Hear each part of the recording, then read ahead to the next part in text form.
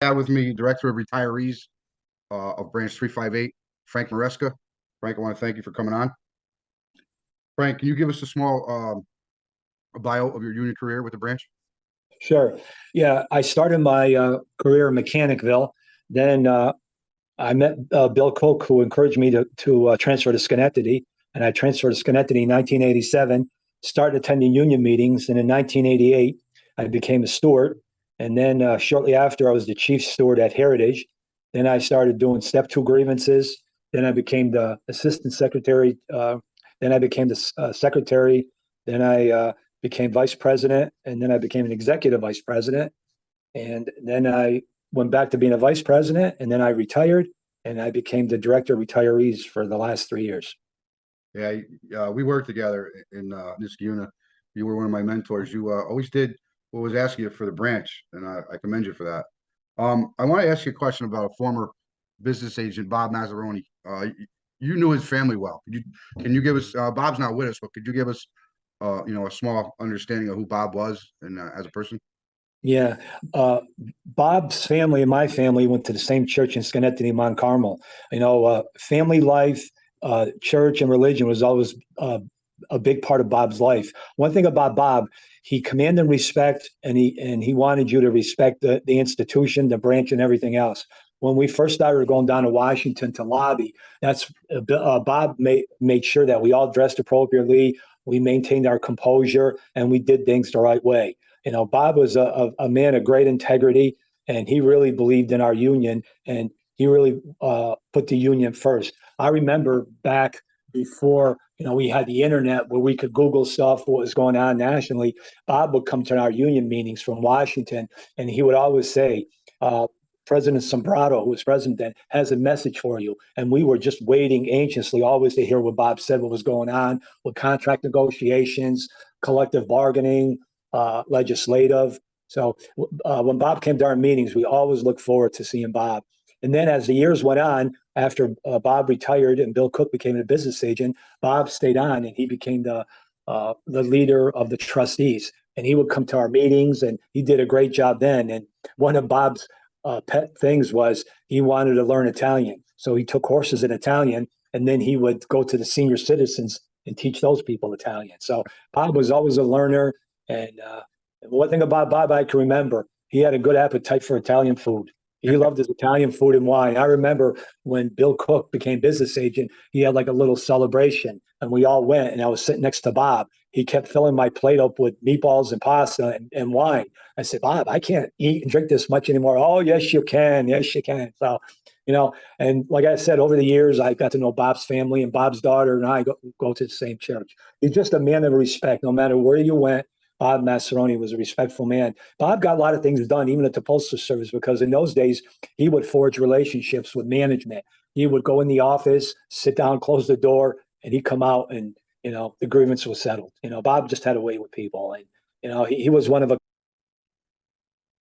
I'm here to introduce Mr. William J. Cook, past president of Branch 358, past regional administration assistant of Region 11, and the past business agent of Region 11 of the NALC.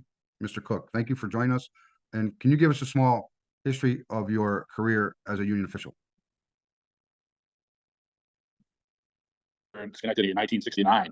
I became a shop steward in 1971, a job I held till 1976 when I became the vice president upon the retirement of Robert Legier, who was the vice president prior to me. I held that job till 1979 when I became president, because the present president was Bob Mazzaroni, who was elected business agent for Region 11. So I assumed the presidency upon his resignation to become the business agent. I held that job till 1994 when I became elected business agent, succeeding Bob Mazzaroni, who retired. I also was a regional assistant from 1983 to 1994, working for Bob as business agent. I was on the National Election Committee in 1978 and 1982. I was the president of the Schenectady Area Central Labor Council from 1986 to 1994, when I resigned because I became elected business agent. I also was the secretary treasurer of the Labor Council and a sergeant arms prior to that. Basically, that's my history with the letter carriers. I was on the National Election Committee in 1978 and 1982. I was the president of the Schenectady Area Central Labor Council from 1986 to 1994, when I resigned because I became elected business agent. I also was the secretary treasurer of the Labor Council and a sergeant arms prior to that. Basically, that's my history with the letter carriers. Qualities that Bob used to encourage Schenectady letter carriers to engage in the branch or the branches down the road? Okay, he was, in my opinion, and just not mine, he was the best I've ever seen at being able to convince somebody of anything. During your time as president of Branch 358, explain why mergers were and are important to all letter carriers merged and for Branch 358. Well, the funny part about the merger process, Ed, was that the larger branches were chasing the smaller branches, but the advantages were almost totally on the side of the smaller branches. But they didn't realize it, I guess, okay, because they didn't have good representation. I'll give you two examples of what I'm talking about. The first one was Waterford, New York. The president of Waterford, or it was a secretary, I can't remember, it was a small branch, but he was the chief officer. His name was Patrick Pascucci, and he had been a letter carrier in Schenectady, and we were friends, and he was from Waterford, and he transferred out there. So we constantly talked about merging the branches, but he could never get the older fellas in Waterford to go along with it. They did not want to lose their identity. That was one of the arguments that a lot of the branches had. So periodically we would talk. So I called him one day and to talk about merger, and he had a guy who had gotten fired. He had received a removal charge for having mail in his locker. Okay, and it was a charge that he was not going to get away with. He was going to lose his job, but he had a removal charge, and 13 days were up. He had to be filed the next day. The grievance had to be filed the next day. If I hadn't called him, he would have been fired. Now, it turned out that I was 63 years old, and we had to get that grievance filed to give him the time to do it. If we had gone by that day, he would have lost his job. He would have been out. And only because the smaller branch didn't know what to do. Right. All right. So we got the grievance filed. I called Albany and I made an agreement that he could retire. Okay. And they allowed him to retire. So he ended up with a pension, which he would not have had. That's one case. The other case is Tupper Lake, New York. In Tupper Lake, the letter carriers up there were working off the clock. They were coming in early. They were punching in after they cased for an hour or two. They were going out on the street. They were coming back, punching out, then going back and finishing the route. The routes were that long. They called me. They wanted some help. I said, well, the first thing you've got to do is you've got to stop doing that. And they said, well, if we don't do that, we're not going to get the routes done. I said, well, that's not your problem. It's management's problem. Okay. It's not yours. Well, they were afraid to do it. And I said, I'm not going to merge you until you have the courage to do that. So they called me back. This was in the spring. They called me back in the fall and they said, all right, we're ready to do it. I said, okay, start today. And they started. And we ended up merging. The Northeast region was in charge of the Postal Service then. They called me and said they were going to bring me up on charges for telling them to slow down. Okay. And I said, I didn't tell them to slow down.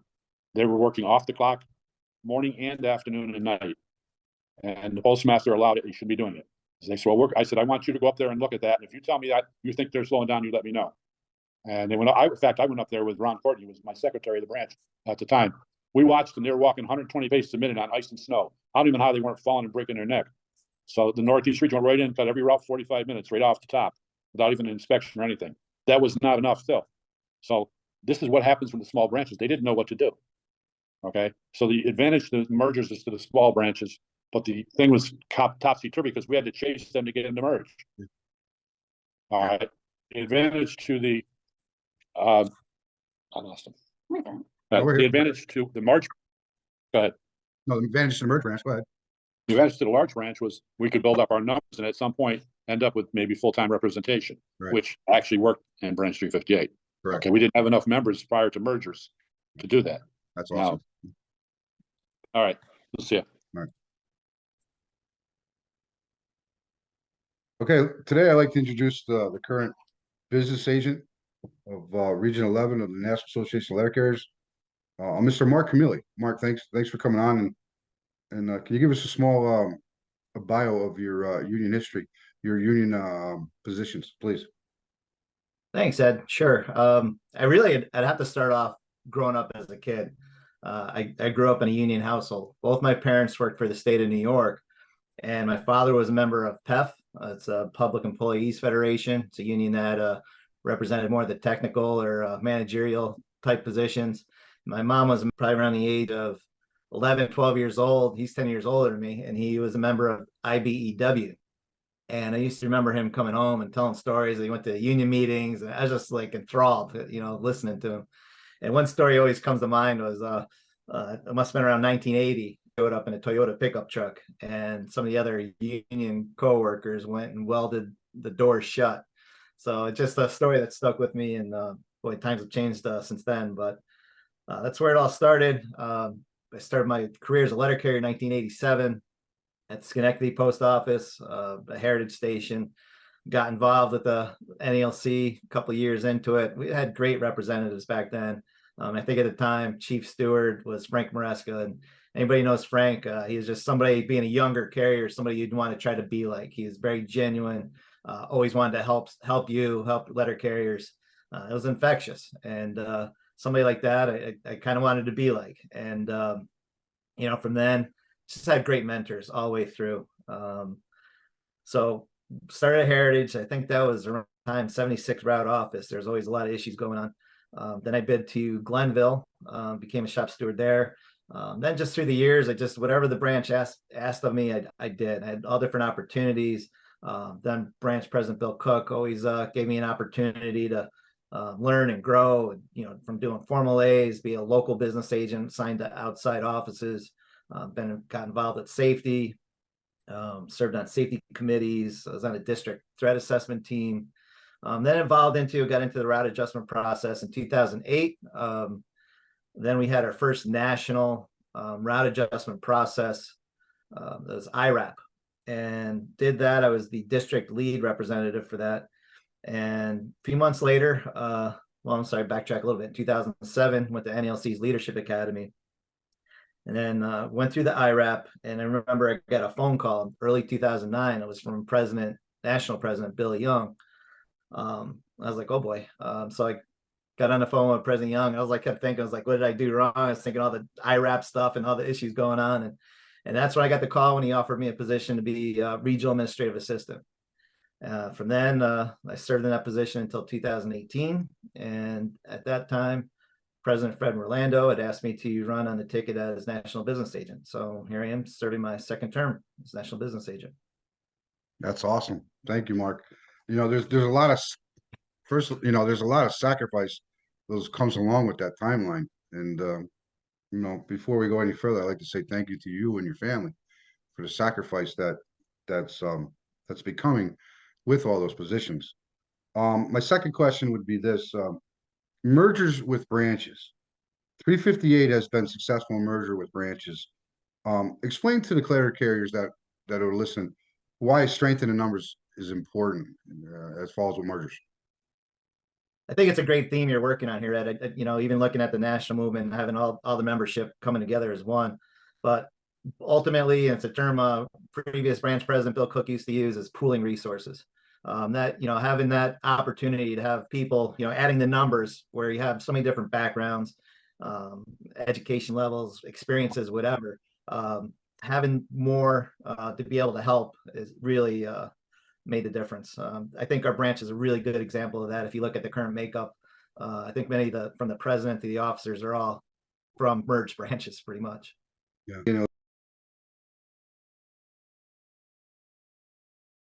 There's always a lot of issues going on. Then I bid to Glenville, became a shop steward there. Then just through the years, whatever the branch asked of me, I did. I had all different opportunities. Then branch president Bill Cook always gave me an opportunity to learn and grow, from doing formal A's, be a local business agent, signed to outside offices, got involved at safety, served on safety committees. I was on a district threat assessment team. Then got into the route adjustment process in 2008. Then we had our first national route adjustment process. That was IRAP, and did that. I was the district lead representative for that. And a few months later, I'm sorry, backtrack a little bit. In 2007, went to NLC's Leadership Academy, and then went through the IRAP. And I remember I got a phone call early 2009. It was from National President Billy Young. I was like, oh boy. So I got on the phone with President Young. Kept thinking, what did I do wrong? I was thinking all the IRAP stuff and all the issues going on. And that's when I got the call, when he offered me a position to be regional administrative assistant. From then, I served in that position until 2018. And at that time, President Fred Orlando had asked me to run on the ticket as national business agent. So here I am serving my second term as national business agent. That's awesome. Thank you, Mark. You know, there's a lot of first, you know, there's a lot of sacrifice those comes along with that timeline. And you know, before we go any further, I'd like to say thank you to you and your family for the sacrifice that's becoming with all those positions. My second question would be this: mergers with branches. 358 has been successful in merger with branches. Explain to the clear carriers that are listening why strengthening the numbers is important as falls with mergers. I think it's a great theme you're working on here, Ed. You know, even looking at the national movement and having all the membership coming together as one. But ultimately, it's a term previous branch president Bill Cook used to use, is pooling resources.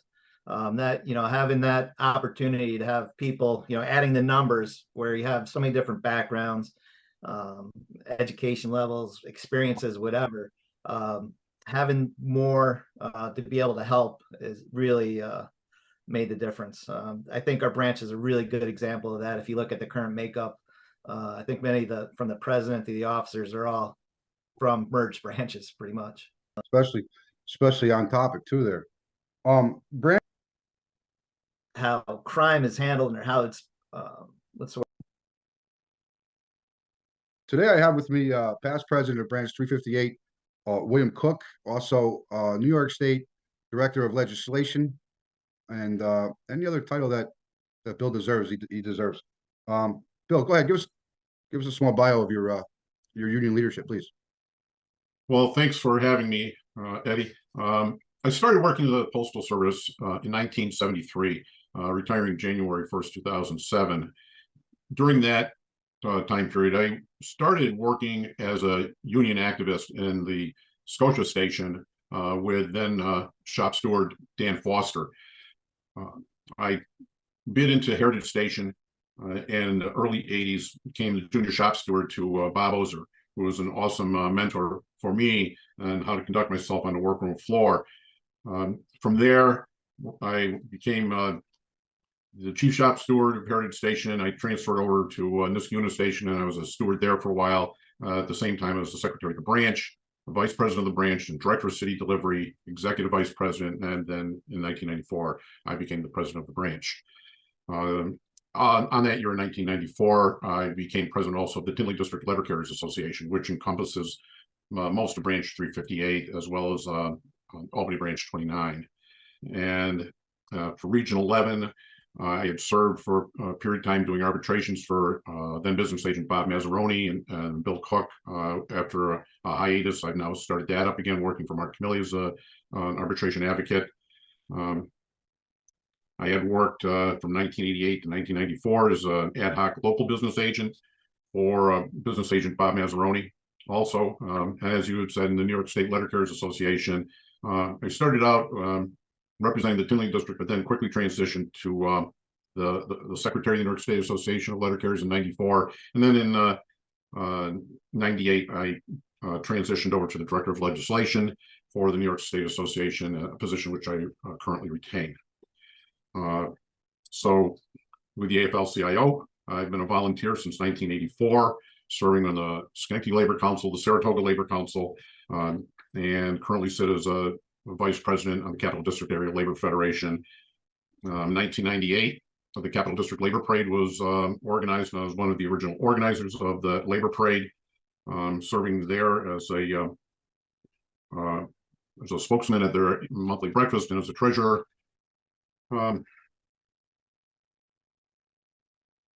I think those are the highlights for me. I could keep going on, but very extensive.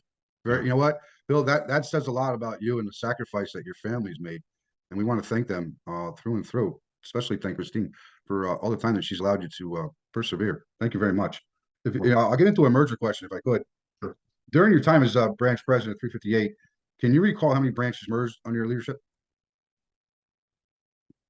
yes, by my count, there are 13, and that total is roughly 250 active and retired letter carriers.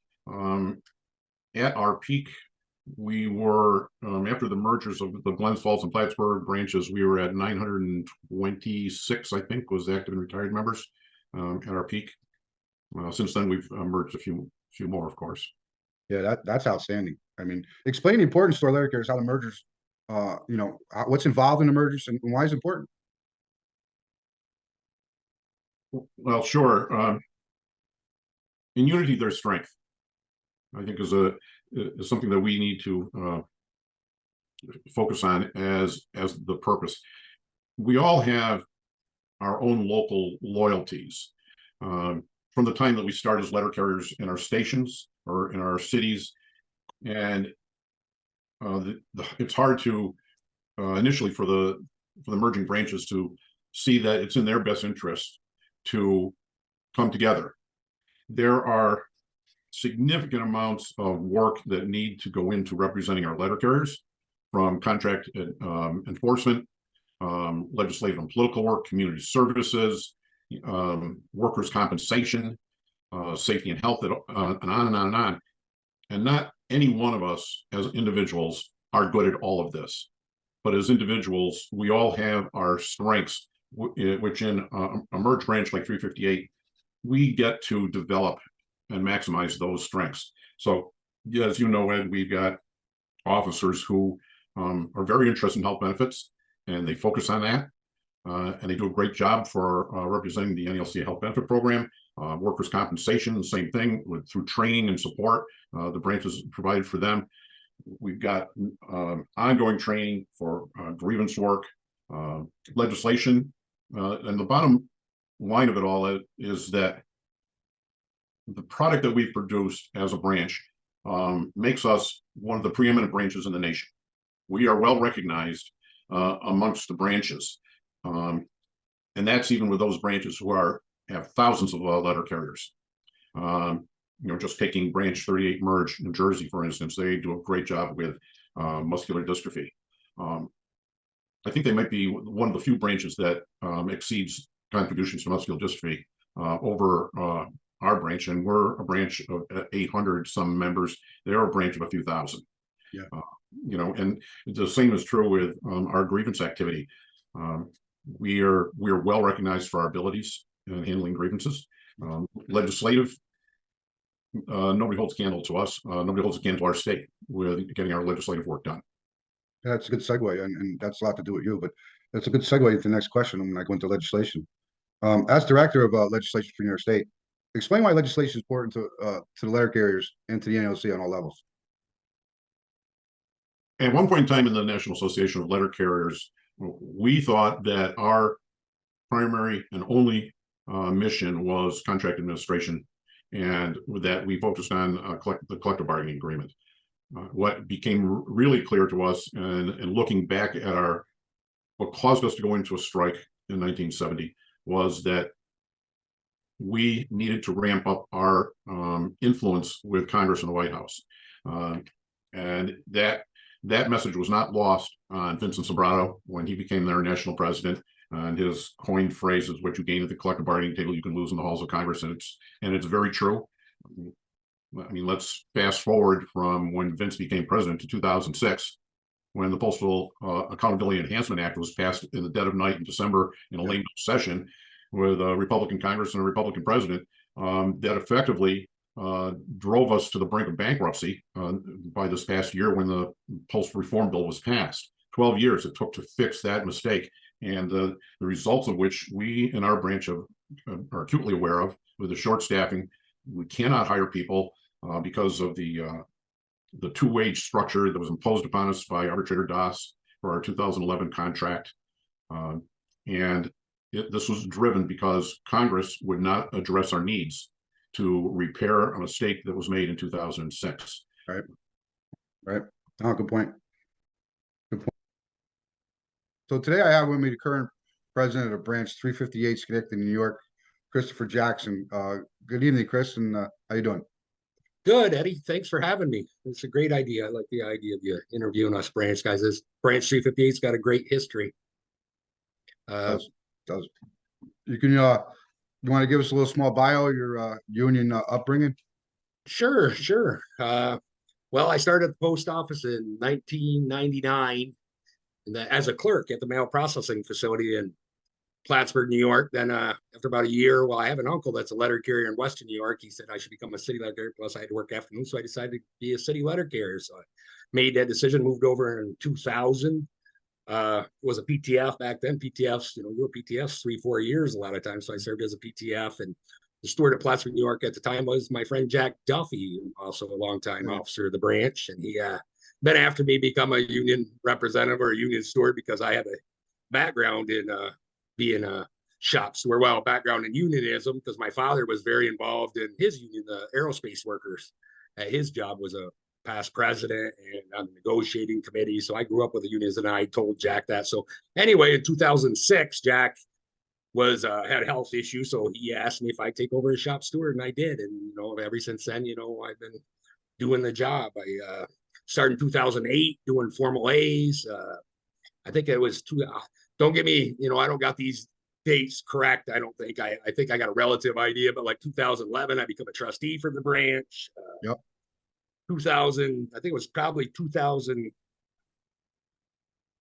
I'd become, well, then we also had a contract administrative unit that Bill Cook started for the branch and put me on there. I think it was 2016. Yeah, I become a trustee. 2018, Bill asked me if I'd be the director of safety and health, which I did. And I took on any job like you, Eddie, anything the branch has asked us. We've always stepped up and did the best job we can at the positions we're in. 2021 became director of city delivery. Did that for a couple years. 2022 became executive vice president of the branch. And then 2023, January of this year, I become the president of the branch. Nice. Congratulations on your appointment, Chris. Thanks, Eddie. Thanks, brother. Have a good day. Give me a small bio, which, when you started in the post office and what were your, go ahead. Yeah, I started in October of '69, and we worked till the 1980s at 416, and then we merged with 358. But in October of '69, I was engaged, and I just got my first job, and within 3 months, my president of the union, and you're a rookie, my president of the union, he goes, we're going out on strike. So here I'm getting married in '70, and all of a sudden I went out on the first strike that they ever had. I was one of the few in this area that still alive that could say that.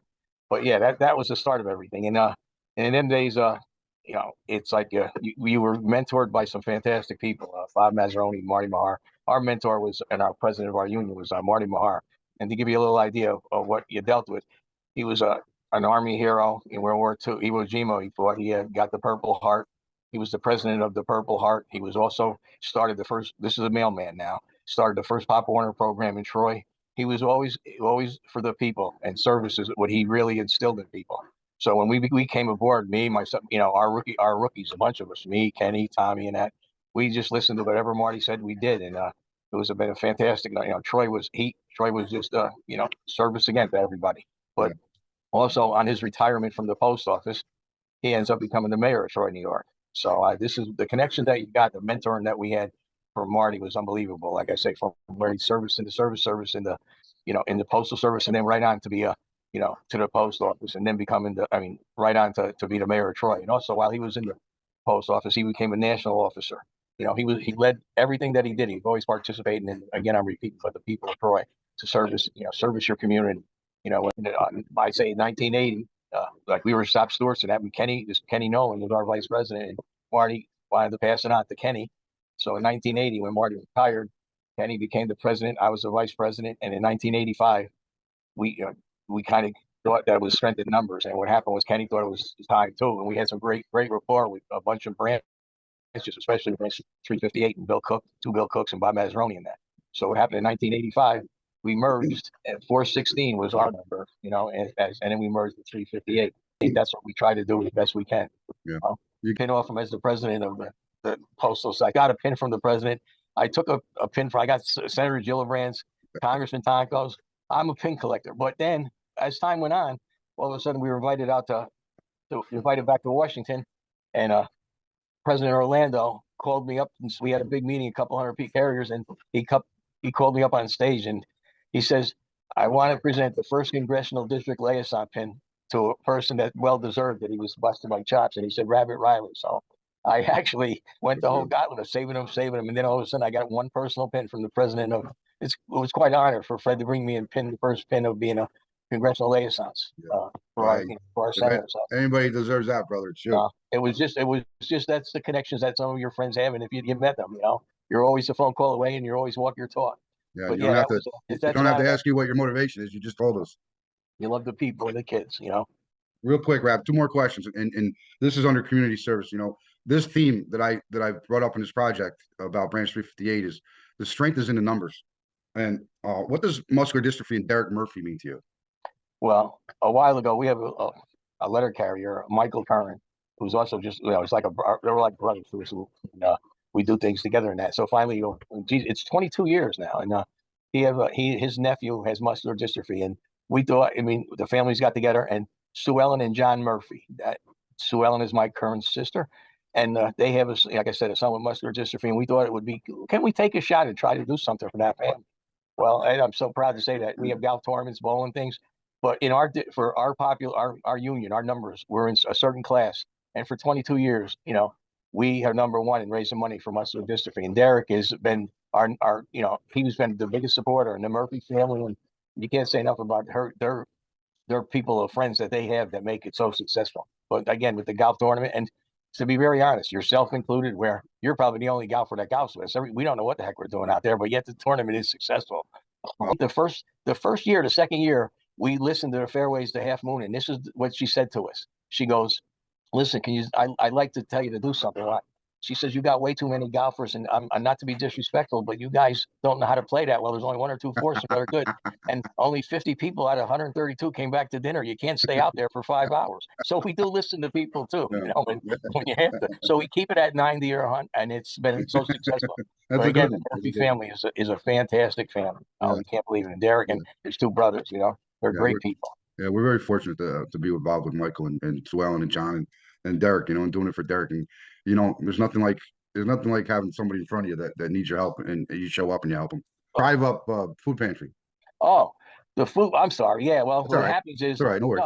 no, the food, the International Food Pantry. When we had the virus going on for 2 years, that was a situation where the Mark Innovations ran a food drive. He ran them once a week in our capital district in different areas. And what would happen is we would go to Lansingburg, we would go to Schenectady, we would go to Watervliet, and what we would do is there'll be we start getting the food, distributed the food, get it ready, and they'd be like between 500 cars in Yeah. line. It's awesome. All right, So wrap up. All right, thanks. I'm gonna cut it off.